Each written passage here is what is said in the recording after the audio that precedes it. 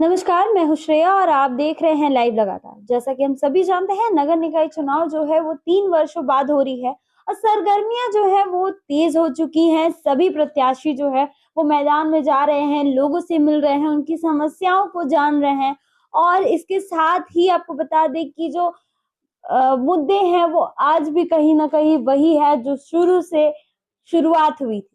कहीं न कहीं कह सकते हैं कि आज भी रांची जहाँ से शुरू हुई थी आज भी वहीं पर अटक गई है। अब हम यही जानने के लिए आए हैं वार्ड नंबर 18 के पार्षद प्रत्याशी रवि मुंडा जी के पास कि किन मुद्दों को लेकर वो इस बार मैदान में उतरे हैं। इसके साथ ही क्या लोगों से रिस्पॉन्स मिल रहा है और क्यों ये मुद्दे जो शुरू से शुरू हुए थे वो आज तक खत्म क्यों नहीं हो पाए हैं? नमस्कार रवि जी, स्वागत है हमारे चैनल में आपका। सबसे पहले आपको, आपके चैनल लगातार को और आपके सभी श्रोताओं को और सबके सभी दर्शकों को बहुत बहुत धन्यवाद करते हैं, झारखंडी जोहार करते हैं। अच्छा बताइए जो ये रांची में जो भी मुद्दे हैं, जो सड़क, नाली, रोड, ये सारे मुद्दे जो शुरू से ऐसा लगता है कि जो शुरू से शुरुआत हुई थी जहाँ से रांची की, वही वो अभी तक वहीं पे है। मतलब वो मुद्दे जो शुरू से चुनाव में चल रहे हैं, वो आज तक वही चल रहे हैं, अभी तक खत्म ही नहीं हुए। क्या आप जीत कर आते हैं तो आप लोगों को आश्वस्त करेंगे कि आप इन मुद्दों को खत्म करेंगे और अगले 5 सालों के बाद ये मुद्दे जो आने वाले प्रत्याशी होंगे 5 सालों बाद जो भी चुनाव लड़ेंगे वो इन मुद्दों को नहीं उठाएँगे? देखिए, सबसे पहले तो अभी आपने कहा कि 3 साल बाद चुनाव हो रहा है। जी। ये 3 साल बाद नहीं बल्कि 8 साल बाद हो रहा है। ये पहला बीते चुनाव जो हुआ था वो 2018 में हुआ था। ये अभी जो 2026 में चुनाव होने जा रहा है वो चुनाव होना था 2022 में, पर सरकार की मंशा नहीं थी। लोगों ने, जो जनप्रतिनिधि थे, वो हाईकोर्ट का दरवाजा खटखटाए। वहाँ से उनको एक सुखद संदेश मिला कि अब इस बार चुनाव होगा। सरकार कहे तो हाईकोर्ट के दबाव में चुनाव करा रही है, पर देर ही सही चुनाव तो करा रही है। जी। अब आपका सवाल है कि जो रोड, नली गली की आप जो बात कर रहे हैं, अगर हम, जब से झारखंड अलग हुआ है 2000 से, अगर हम 2026 तक की बात करें तो निश्चित रूप से झारखंड तो अलग हो गया, पर जो सुविधाएं हमें मिलनी चाहिए वो नहीं मिली। इसके कारण है कि जो पहले जो सड़क था आज भी वही सड़क है, पहले जो नाली थी आज भी वही नाली है। कुछ बदला नहीं, बदला एक चीज जरूर बदला, आबादी। जी। आबादी बदलने के कारण हमारा जो इंफ्रास्ट्रक्चर था वो उस पर कमी आई है। जहाँ पर पहले नालियाँ खुला हुआ करती थी, चौड़ी हुई करती थी, आज वो नालियाँ सक्रिय हो गई है। जहाँ सड़कें चौड़ी हुआ करती थी आज वो देखिएगा गली, वो गली में तब्दील हो गई है। तो ऐसे बहुत सारे कारण हैं जिसके कारण लोगों को समस्याएं होती है। हम लोग भी अभी क्षेत्र में, अभी हम लोग भ्रमण करके भी आ रहे हैं। सब जगह लोग समस्याओं की बात करते हैं और उनका समाधान कैसे हो इस पे कोई चर्चा नहीं करते हैं। हम लोगों के साथ में जब मिलते हैं, बात करते हैं, तो निश्चित रूप से हम यही उनसे कहते हैं कि ये रोड, नली गली अभी से नहीं, हम वो एक शुरू से सुनते आए। इसका समस्या का समाधान कैसे हो, हम लोग इस पर बात करते हैं। तो आप अगर जीत कर आएँगे तो क्या इन समस्याओं का समाधान निकालेंगे कि आगे जब भी चुनाव हो तो इन समस्याओं को लोग लेकर कोई भी प्रत्याशी मैदान में ना उतरे? देखिए क्या है कि हमारा वार्ड जो है रांची के हृदय स्थली अल्बर्टा चौक पे ही बसा हुआ है। घनी आबादी वाला क्षेत्र है। जी। यहाँ पर विद्यार्थियों की संख्या भी बहुत ज़्यादा है, लॉजेस भी बहुत ज़्यादा है। जब कभी छुट्टियाँ होती है, जैसे अभी होली आएगी, तो आप देखेंगे कि अचानक शहर जो है एकदम हल्का पड़ जाता है। इसका कारण है कि बाहर से हमारे क्षेत्र में कम से कम 50,000 से ज़्यादा आबादी केवल बाहर से आए हैं।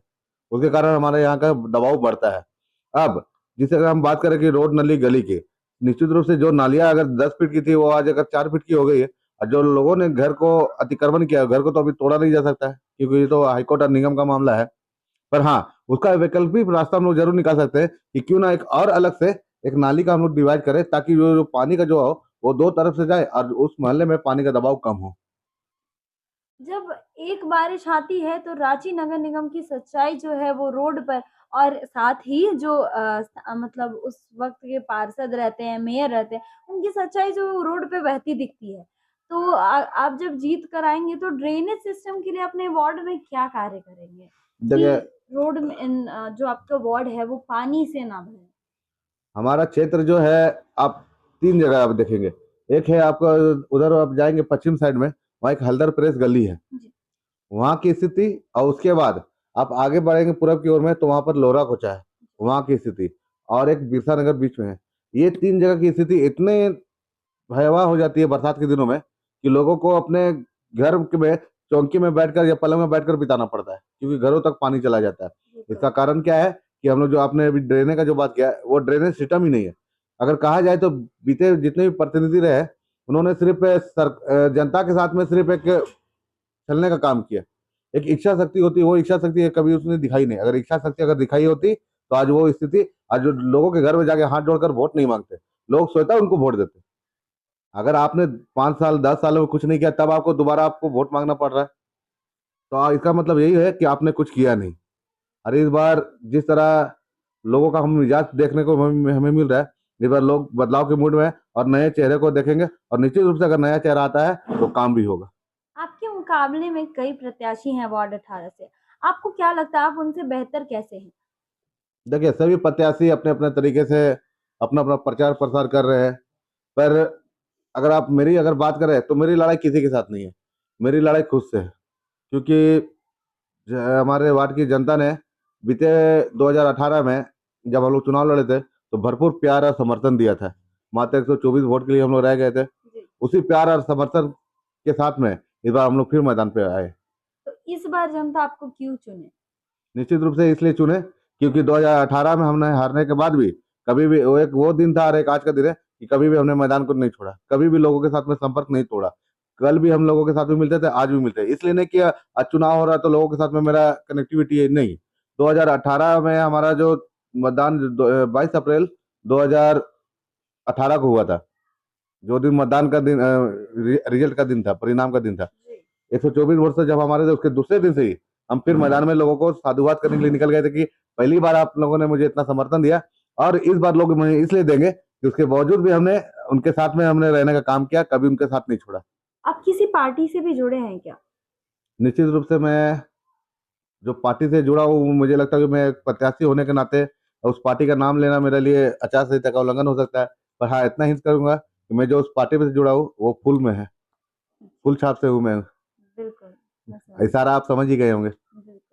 अच्छा बताइए आप एक समाज सेवी के रूप में भी जाने जाते हैं, तो समाज सेवी मतलब होने के नाते आप समाज सेवा भी कर सकते हैं, उसके तहत भी आप लोगों की मदद कर सकते हैं। आपने प पार्षद पद ही क्यों चुना? आपने पार्षद प्रत्याशी ही क्यों चुना? बहुत ही अच्छा सवाल किया आपने।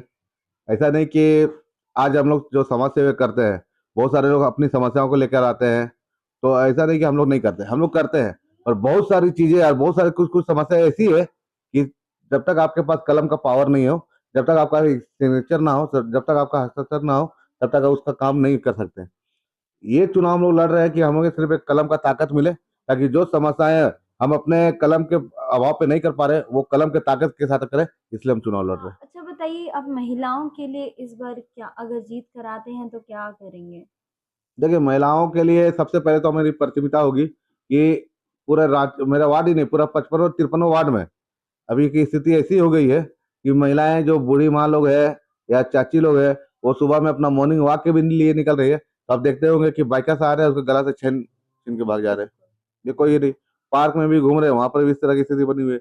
कम से कम अपने वार्ड में तो इतना तो हम जरूर करवाएंगे कि महिला शक्ति ऐप जो है प्रशासन का है, उससे अपने निरंतर पेट्रोलिंग करवाने का काम करेंगे, ताकि जो अपराधी है, जो असामाजिक तत्व है, उस पर एक भय का वातावरण बना रहे और ये हमारे वार्ड छोड़ के कहीं और जाए वो। मतलब कहीं और जाए लेकिन आपके वार्ड में ना। ऐसा तो हम नहीं चाहेंगे कि कहीं और जाए और लोग दूसरे वार्ड में करें।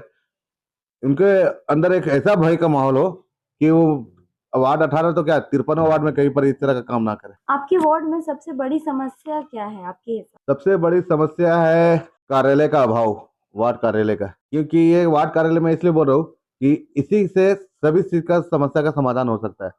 आप अमूमन देखते होंगे कि अभी जो प्रचार प्रसार चल रहा है, सब प्रत्याशी कर रहे हैं। जब वो 5 दिन अभी आपके घर पर जा रहे हैं वोट मांगने के लिए, जब वो जीत जाते हैं तो आपको अपना काम कराने के लिए 5 साल उनके घर जाना पड़ता है। इसलिए मेरा प्राथमिकता है कि मैं एक वार्ड के बीचों बीच एक वार्ड कार्यालय का निर्माण करवाऊं, जहाँ पर वार्ड की जनता का समस्या का समाधान किसी पार्षद के घर पे नहीं, बल्कि वो वार्ड कार्यालय में हो। तो मतलब सारे वार्ड के लोग वहीं पे आएंगे? जी, वो वार्ड का कार्यालय वो वार्ड के बीचों बीच होगा, जहाँ पर चारों तरफ के लोग उसी वार्ड कार्यालय में आएंगे और उस पर एक समय सीमा अंकित रहेगा कि इतना से इतना बजे तक, हाँ, यहाँ पर आपके वार्ड पार्षद मिलेंगे और आपके जो समस्या है उसका समाधान वहीं पर होगा। उसके बाद अगर सरकार की कोई भी कल्याणकारी योजना आती है जिसके अभाव में, जो कि उसके जानकारी के अभाव में लोग उसका लाभ नहीं उठा पाते हैं, जैसा अभी प्रचार गाड़ी घुमाया जा रहा है उसी तरह एक प्रचार गाड़ी भी घूमेगा, चाहे वो विधवा हो, वृद्धा हो, विकलांग हो, महिला समान हो, या अन्य कोई भी सरकार की योजना है। वहां पर मान लो रविवार के दिन अगर हम लोग इस योजना का कैंप लगा रहे हैं तो शुक्रवार से ही हम लोग पूरे वार्ड में गाड़ी प्रचार करवाएंगे कि इतने तारीख को इतना बजे से इस तरह का कैंप आपके वार्ड कार्यालय में लगाया जा रहा है, आप आए और उस चीज का लाभ उठाएं। अगर आप जीतते हैं तो आपकी शुरुआती 100 दिनों की कार्य प्राथमिकता क्या होगी? मैंने तो सबसे पहले तो मैं वार्ड कार्यालय पे फोकस कर रहा हूँ। उसके बाद दूसरा है कि गर्मी का दिन आ रहा है, पानी, बिल्कुल। क्योंकि बहुत सारे यहाँ पर ऐसे भी चापाकल है जो विगत कई वर्षों से खराब पड़े हुए हैं, उनको निरंतर उनको ठीक करवाना। उसके बाद उसी के तहत में वाटर हार्वेस्टिंग का कार्यक्रम भी करवाना, क्योंकि गर्मी खत्म होता है और उसके तुरंत बाद बरसात आ जाती है। बरसात का जितना भी हमारा यहाँ पर पानी है वो नली से बहकर नदी नालों तक चला जाता है। अगर हम वाटर हार्वेस्टिंग का काम करते हैं तो, क्योंकि हर एक घर में आज का डेट में डीप बोरिंग है, हम तो धरती से पानी ले रहे हैं पर उसको देख कितना रहे। इसी तहत पे हमारा एक कार्यक्रम और होगा जो वाटर हार्वेस्टिंग के लिए, वो हर घर घर में, हर गली मोहल्ले में हम लोग करवाने का काम करेंगे। सफाई के लिए आप लोग क्या कार्यक्रम करेंगे? सफाई के लिए जितने भी महिला मित्र है वो तो अपना सफाई करती हैं, लोगों को जागरूक भी करना जरूरी है कि सफाई मित्र तो सफाई करके चले जा रहे हैं, पर आप जो उसके जाने के बाद तुरंत जो कचरा करते हैं तो ये एक जो नकारात्मक मैसेज जो समाज में जाता है, इसके लिए एक बार अभियान भी हम लोग चलाएंगे। लोगों से क्या अपील करेंगे? लोगों से यही अपील करेंगे कि एक यूथ होने के नाते हमें हम पर भरोसा रखें और निश्चित रूप से मैं 6 महीने के अंदर में आपको परिणाम दिखाने का भी कोशिश करूंगा। कोशिश नहीं, मैं करूंगा ही करूंगा। बस आपका भरोसा एक बार हमें चाहिए, क्योंकि अगले बार जो आप लोगों ने हम पे भरोसा जताया था और कुछ मतों के लिए हम रह गए थे, इस बार आप लोगों से पुनः आग्रह काम करते हैं कि इस बार अपने भाई, अपने बेटे रवि मुंडा को भारी मतों से विजय बनाए। हमारा जो क्रमांक संख्या 2 है और हमारा जो चुनाव चिन्ह वो बेबी वाकर छाप है। तो सुना आपने, यह थे रवि मुंडा जी, जिनका कहना है कि वो एक कार्यालय खोलेंगे वार्ड के बीचों बीच। उनका मानना है कि कार्यालय का अभाव होने की वजह से जो जनता है वो कभी कहीं ना कहीं जो उनकी परेशानियां हैं वो मतलब लोग पार्षद तक नहीं पहुंचा पाते हैं, जिसकी वजह से उनकी परेशानियां जो है वो हल नहीं हो पाती है। और कार्यालय होने की वजह से वो अपने जो भी परेशानियां हैं वो पार्षद तक पहुंचा पाएंगे ताकि उसका हल हो पाएगा। अब देखना यह है कि वार्ड 18 की जनता इस बार किसे चुनती है, किसे पार्षद पद पे बिठाती है। ऐसी ही खबरों के लिए बने रहे लाइव लगातार के साथ। लाइव लगातार के वीडियो को लाइक करें, सब्सक्राइब करें और बेल आइकन को दबाना न भूलें।